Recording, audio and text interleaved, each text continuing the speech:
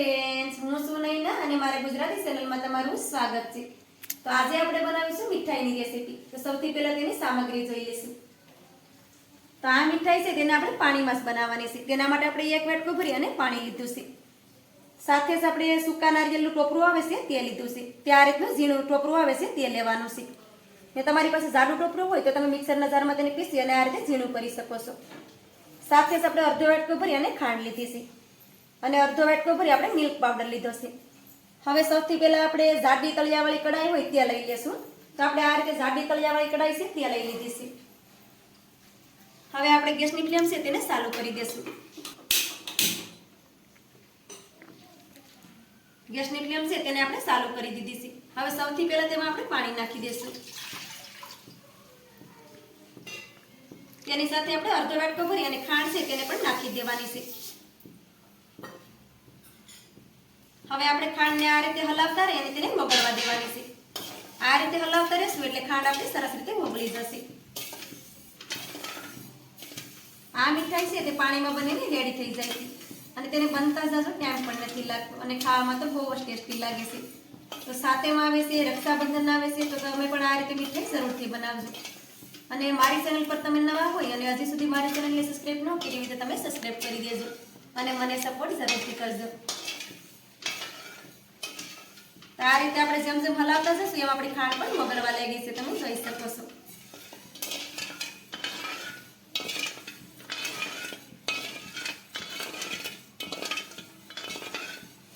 મીઠાઈ બનાવવાનું આપણે આ માપ છે તે એકદમ પરફેક્ટ છે।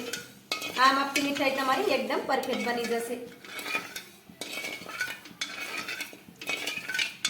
તો આ રીતે ખાંડને તમે જોઈ શકો છો કે ખાંડ આપણી પાણીની સાથે સરસ રીતે ઓગળી ગઈ છે। તો ખાંડ આપણી ઓગળી છે પછી આપણે આ રીતે શેક કરી લેવાનું। તો આ રીતે તમે જોઈ શકો છો કે આપણી સાસણી છે તે આ રીતે ચીકણી થઈ ગઈ છે। આપણે એક તાર જેવી સાસણી નથી બનાવવાની। ખાંડ ઓગળી જાય અને સાસણી છે તે થોડી ચીકણી લાગવી જોઈએ। હવે આપણે ટોપરાનું શીણ છે તેને તેમાં નાખી દેવાનું છે। તેની સાથે આપણે મિલ્ક પાવડર છે તે પણ નાખી દેશું। તેની સાથે આપણે તેને નાખી દેશું તો મિલ્ક પાવડરને ગાંઠા નહીં પડે અને બધી વસ્તુને આ રીતે હલાવતા રહેવાનું છે। આપણે પાછળથી મિલ્ક પાવડર તેમાં નાખશું તો તેને ગાંઠા પડી જાય છે, એટલે મિલ્ક પાવડરને હંમેશા આપણે સાથે જ નાખી દેવાનું અને આ રીતે મીઠાઈને આપણે હલાવતા રહેવાનું છે। આપણે જેમ જેમ તેને હલાવતા રહેશું તેમ પાણી છે તે સુકાતું જશે અને મીઠાઈ આપણી ડ્રાય થઈ જશે। તો આ રીતે સતત તેને હલાવતા રહી અને આપણે પાકવા દેવાનું છે। તો આ રીતે મીઠાઈને તમે જોઈ શકો છો। મીઠાઈને આપણે થોડી વાર માટે આ રીતે હલાવતા રહી અને પાકવા દીધી છે। તો આ રીતે મિશ્રણ છે તે ગાઢ થઈ ગયું છે, તમે જોઈ શકો છો। હવે તેમાં આપણે એલચીનો ભૂકો નાખી દેશું। તો આપણે તેમાં એલચીનો ભૂકો છે તેને નાખી દેવાનો છે। તેની ફ્લેવર છે તે મીઠાઈમાં સરસ લાગે છે અને એલચીનો ભૂકો નાખી પછી પણ તેને આપણે હલાવવાનું છે, કેમ કે આપણી મીઠાઈ છે તે હજી રેડી નથી થઈ। હવે આ રીતે તેને હલાવતા રહી અને પાકવા દેશું। આપણી મીઠાઈ છે તે કઢાઈનું તળિયું ન છોડી દે ત્યાં સુધી તેને આપણે પાકવા દેવાની છે। આમાં રહેલું બધું પાણી છે તે બળી જશે। આ રીતે આપણે મીઠાઈને હલાવતા રહ્યા છીએ અને મીઠાઈને તમે જોઈ શકો છો કે તેનું ટેક્સચર છે તે એકદમ કલાકંદ જેવું થઈ ગયું છે। આ મીઠાઈને જોઈ કોઈને ખબર જ નહીં પડે કે આ મીઠાઈ છે તે તમે શેમાંથી બનાવી છે, કેમ કે એકદમ આ કલાકંદ જેવી મીઠાઈ બને છે અને ખાવામાં તો ટેસ્ટી લાગે છે। અને સાથે એક વાત છે કે તે મીઠાઈ છે તે પાણીમાં બની જાય છે। તો આ રીતે હજુ પણ આપણે તેને સતત હલાવશું જેથી કરી તેમાં રહેલું બધું પાણી છે તે બળી જાય। પાણીનો ભાગ બધો બળી જાય ત્યાં સુધી મીઠાઈને પાકવા દેવાની, એટલે આપણી મીઠાઈ છે તે એકદમ પરફેક્ટ બને। તો આ રીતે મીઠાઈને તમે થોડી વાર પછી જોઈ શકો છો કે તેમાં રહેલું બધું પાણી છે તે બળી ગયું છે અને મીઠાઈને કઢાઈનું તળિયું પણ છોડી દીધું છે। આપણી મીઠાઈ છે તે પ્રોપર રીતે તળી ગઈ છે, તમે જોઈ શકો છો કે આ મીઠાઈ આપણી એકદમ પરફેક્ટ છે। હવે આપણે ગેસની ફ્લેમ છે તેને બંધ કરી દઈશું। મીઠાઈને સેટ કરવા માટે આપણે આ રીતે ડબ્બો લઈ લીધો છે, તો તેમાં આપણે થોડું ઘી નાખી દેશું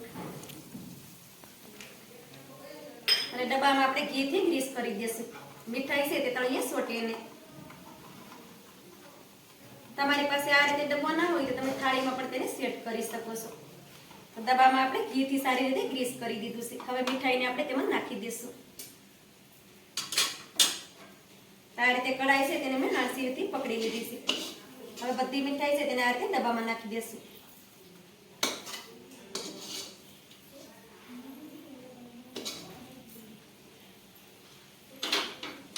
થોડી મીઠાઈ આપણે આ રીતે સમસીમાં પણ છોટી ગઈ છે તો તેને પણ આપણે લઈ લેશું. હવે આપણે તેને આ રીતે ફેલાવી દઈશું એટલે આપણે પીસીએસ છે તે એક સરખા બને. થોડી વાર માટે આપણે ઠંડી કરવા રાખી દઈશું એટલે મીઠાઈ છે તે આપણી તરત ઠંડી થઈ જશે. કેમ કે આ મીઠાઈને ઠંડુ થતા જાજો ટાઈમ નથી લાગતો. આ રીતે આપણે મીઠાઈને એક સરખી કરી દીધી છે. હવે તેને આપણે 10 મિનિટ માટે ઠંડી કરવા માટે રાખી દઈશું. મીઠાઈ ઠંડી થાય પછી આપણે તેને કટ કરીશું. ગરમ ગરમમાં તેને આપણે કટ નથી કરવાની.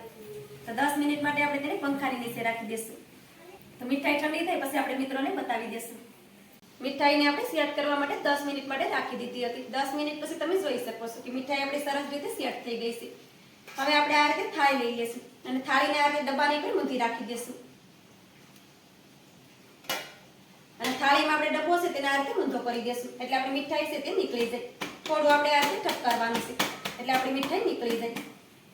આ રીતે તમે જોઈ શકો છો કે મીઠાઈ આપણી આસાનીથી નીકળી ગઈ છે. મીઠાઈ પણ આપણી એકદમ સોફ્ટ બની છે. હવે આપણે તેને કટ કરી લેશું. તો તેને કટ કરીને પણ હું તમને દેખાડી દઉં. ચાલો તો હવે આપણે કટ કરીને પણ મિત્રોને બતાવી દઈએ. તો મીઠાઈને આપણે કટ કરી લેશું. આ રીતે મીઠાઈ છે તે આપણી એકદમ સોફ્ટ બની છે. જેના દાંત નબળા હોય તે આપણે આ મીઠાઈને ખાઈ શકીએ છીએ. હવે તેના આ રીતે નાના ટુકડા પણ કરી લેશું આપણે.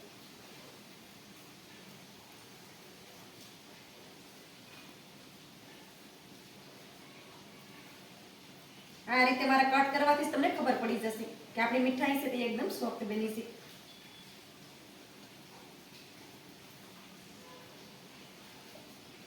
તો આ રીતે આપણે મીઠાઈને ટુકડા કરી દીધા છે. હવે ઉપરથી આપણે થોડુંક તેની ઉપર ગાર્નિશિંગ કરી દઈશું. તો આપણે આ રીતે પંખોડી આવે છે ગુલાબની તે લીધી છે. તમારી પાસે પિસ્તા હોય તો તમે પિસ્તા પણ લઈ શકો. તો આ રીતે આપણે મીઠાઈ છે તેની ઉપર રાખી દઈશું જેથી આપણી મીઠાઈ છે તેનો દેખાવ સરસ આવે. તો આ રીતે મીઠાઈ તમે પણ ચોક્કસથી બનાવજો.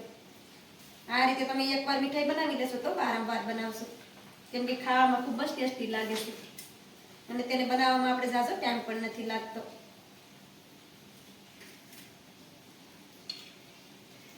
તો આ રીતે એક પીસેસ હું કાઢી અને તમને દેખાડું.